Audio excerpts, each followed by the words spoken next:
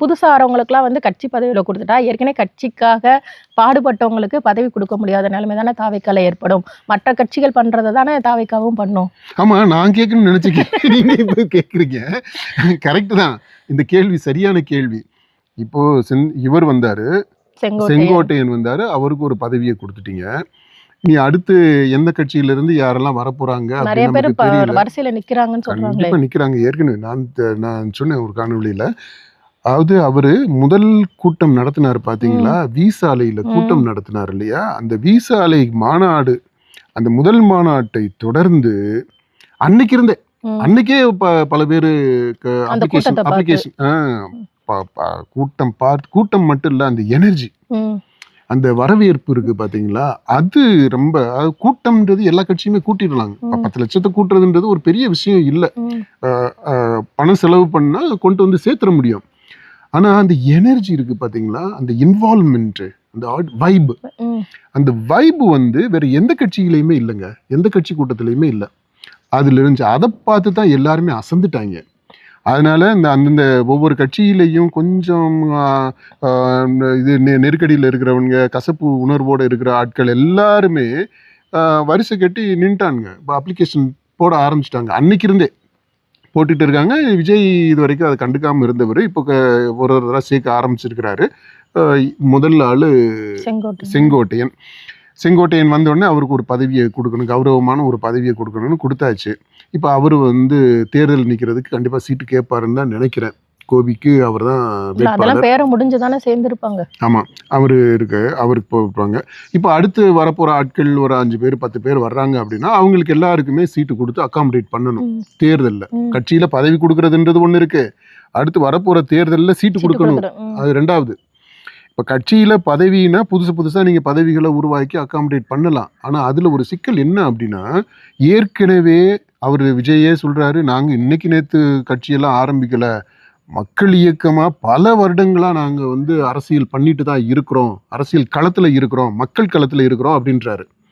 அப்போ அத்தனை வருஷமா 20 வருஷம் 30 வருஷம் 40 வருஷம் அவர் வயசு 50 இத்தனை வருஷமா வந்து களத்துல இருக்கிறவங்க இவர் கூட சேர்ந்து களமாடிய அந்த ரசிகர்களாக இருந்து தொண்டர்களாக இன்னைக்கு மாறி இருக்கிறவன், இவருக்காக பணம் செலவு பண்ணவன், இவருக்காக செலவு பண்ணணுமே, இந்த மன்றத்தை வளர்க்கணுமே, கட்சியை நம்ம வளர்க்கணுமே அப்படின்றதுக்காக வீட்டுக்காரம்மா தாலியை விற்று அல்லது அடவு வச்சு கடனை உடனே வாங்கி செலவு பண்ணவன், ஏதோ நமக்கு வந்து ஒரு பதவி கிடைக்கும், ஒரு வாய்ப்பு கிடைக்கும் அப்படின்ற நம்பிக்கையில் இதெல்லாம் செஞ்சுக்கிட்டு இருந்தவங்க. இப்போ கரூர் கூட்டத்துக்கே பாருங்க, நிறைய பேர் அந்த ஆர்வத்தோட பக்கத்து ஊர்ல இருந்தெல்லாம் அந்த 10 அங்க இருந்தெல்லாம் வண்டி வச்சுதான் கொண்டு வந்திருக்கிறாங்க. அப்ப வண்டி வச்சு கூட்டிட்டு வந்திருக்கிறாங்க அப்படின்னா அவங்களுக்குலாம் ஒரு எதிர்பார்ப்பு இருக்கும் இல்லையா? கண்டிப்பா இருக்கும். அந்த எதிர்பார்ப்பு எல்லாமே இப்போ நிராசையா போயிடுமே, அதுக்கு வாய்ப்பே இல்லாம போயிடும் இல்லையா? அப்போ அவங்க எல்லாருமே மனக்கசப்போட எப்படி உள்ள இருப்பாங்க? தலைவருக்காக, ஹீரோவுக்காக, அவங்க வழிபடக்கூடிய இறைவனுக்காக, கடவுளுக்காக, இந்த விஜய்க்காக எவ்வளவு தியாகத்தை அவங்க செய்ய முடியும்? ஒரு அளவுக்கு தான் போக முடியும். அப்போ கடவுளுமே அவங்களுக்கு வரம் கொடுக்கணும்ல, சாமி வரம் கொடுக்கணும்ல, ஏதாவது ஒண்ணு. இப்ப லாட்டரி சீட்டு வாங்குறோம் அப்படின்னா தொடர்ந்து உங்களுக்கு இப்போ விழுகாமலே போய்கிட்டு இருந்துச்சுனாக்க விரக்தி ஆயிரும் இல்லையா? அதனால என்ன பண்ணுவோம்னா, ஏதாவது ஒரு நம்பர், ஒரு 100 ரூபாய்க்கு வாங்குறோம்னா ஒரு 5000 ரூபாய் விழுகும், ஒரு ஆறுதல் பரிசு விழுகும். அப்படி ஏதாவது ஒரு பரிசு விழுகும் போது அப்ப தொடர்ந்து நம்ம லாட்டரி டிக்கெட்டை வாங்கிட்டு இருக்க முடியும்.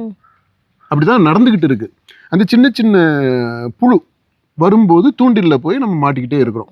இந்த லாட்டரி வாங்குறவங்க அப்படிதான் வாங்குறாங்க. இப்ப அந்த மாதிரி விஜய்ன்ற சாமி வரம் கொடுக்கணும். எப்பப்போ ஏதாவது சின்ன சின்ன வரமாவது கொடுத்தா தான், சின்ன சின்ன நல்லது நடந்துச்சுன்னா தான் அவன் வந்து தொடர்ந்து வேலைகளை செய்ய முடியும். இவர் தரிசனம் மட்டுமே பத்தாது.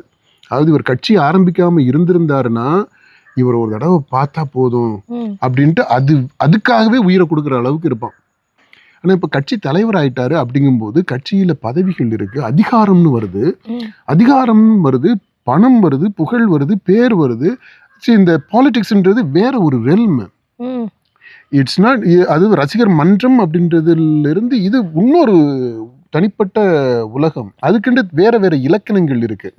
இப்ப அந்த எதிர்பார்ப்புல இவங்க இருக்கும்போது அது நடக்காம போயிடுச்சு அப்படின்னா எப்படி அந்த மனக்கசப்போட கட்சி பணியை ஆற்ற முடியும்? முக்கியமாக இந்த தேர்தல் டயத்தில் இவர் எப்படி போய் ஓட்டு கேட்பார் தாவிக்காவுக்கு? களப்பணி எப்படி செய்ய முடியும்? ஏன்னா இந்த ஆட்கள் எல்லாமே மனக்கசப்படைகிறவங்க எல்லாமே ஏற்கனவே ஆக்டிவாக வேலை செஞ்சுக்கிட்டு இருக்கிறவங்க இல்லையா? இப்போ அந்த ஆட்கள் எல்லாமே அப்படியே சுருங்கி போயிட்டாங்க, சுருண்டு போயிட்டாங்க, அப்படியே வித்ட்ரா பண்ணிடுறாங்க, முடங்கி போயிடுறாங்க. அப்படின்னா எப்படி களத்தில் வேலை நடக்கும்? ஜரூரா வேலை நடக்கும் இல்லை?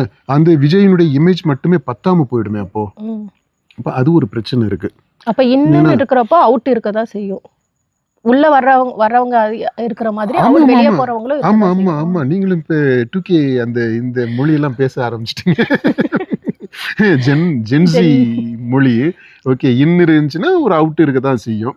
இப்போ ரெண்டும் பேலன்ஸா எப்படி ஆகும் அப்படின்றத நம்ம பார்க்கணும். இப்போ சம் டோட்டல் என்னவாக இருக்கும் அப்படின்றத பார்க்கணும். இப்போ அதான் கட்சி பதவின்றது ஒன்று இருக்குது, அடுத்து தேர்தலில் நிற்கிறதுக்கான சீட்டுன்றது இருக்குது. இப்போ இந்த ரெண்டு இதுலேயுமே மிகப்பெரிய சவால்களை சந்திக்க வேண்டியிருக்கு தாவேக்கான ஒரு கட்சியாக.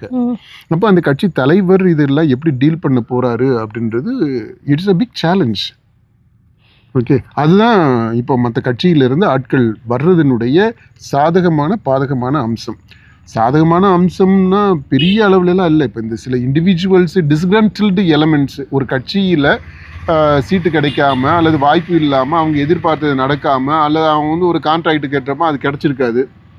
என்ன மண்ணல்றதுக்கு கேட்டிருப்பாங்க, அது கிடச்சிருக்காது. இல்லை ஏதாவது ஒரு ரோடு போடுறதுக்கு ஒரு கான்ட்ராக்ட் கொடுன்னு கேட்டுறோமா, அது நடந்திருக்காது. இப்போ இந்த மாதிரி தான்.